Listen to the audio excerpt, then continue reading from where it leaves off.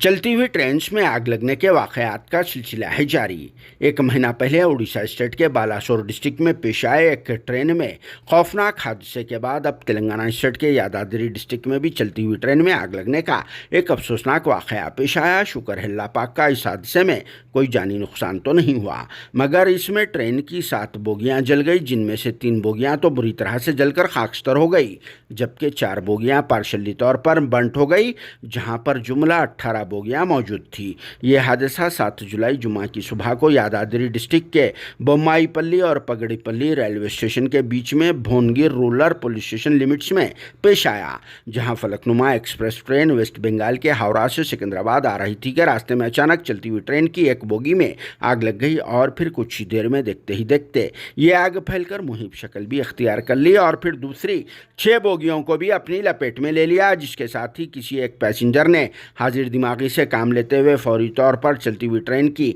Chain को खींच दिया और फिर ये ट्रेन रुक गई, नहीं तो एक बड़ा हादसा पेश आने का खदशा पाया जा रहा था, क्योंकि आतिशज़दगी की इस वारदात में 3 बोगियां तो मुकम्मल तौर पर जलकर खाकस्तर हो गई, जिसकी इत्तला के साथ ही रेलवे डिपार्टमेंट से वाबस्ता अहदेदारों की टीम के अलावा रेस्क्यू टीम का अमला और फिर फायर डिपार्टमेंट के अहदेदार और फिर पुलिस का अमला स्पॉट पहुंचकर राहतकारी का काम शुरू कर दिया और फिर तमाम पैसेंजर्स भी ट्रेन में से उतर गए और इन्हें महफूज मुकामात पर बसेस के जरिए मुंतकिल कर दिया गया। बाद में 11 बोगियों को सिकंदराबाद रेलवे स्टेशन भेज दिया गया। इस सिलसिले में साउथ सेंट्रल रेलवे के जनरल मैनेजर अनिल कुमार ने यह बात बताई और आग लगने के इस वाक़े के बाद जन्मभूमि एक्सप्रेस और नरसापुर सोली ट्रेन की रूट्स को विजयवाड़ा से डाइवर्ट कर दिया गया, जबकि शबरी एक्सप्रेस को रामन्नापेट में और रायपल्ली ट्रेन को नडीकुडी स्टेशन पर ही रोक दिया गया। मगर अब तक भी आग लगने का सही रीज़न तो मालूम ना हो सका। 2 तरह की इत्तलात मिल रही है। एक तो ये कहा जा रहा है कि शॉर्ट सर्किट की वजह से यह हादसा पेश आया होगा, या फिर किसी ने जानबूझकर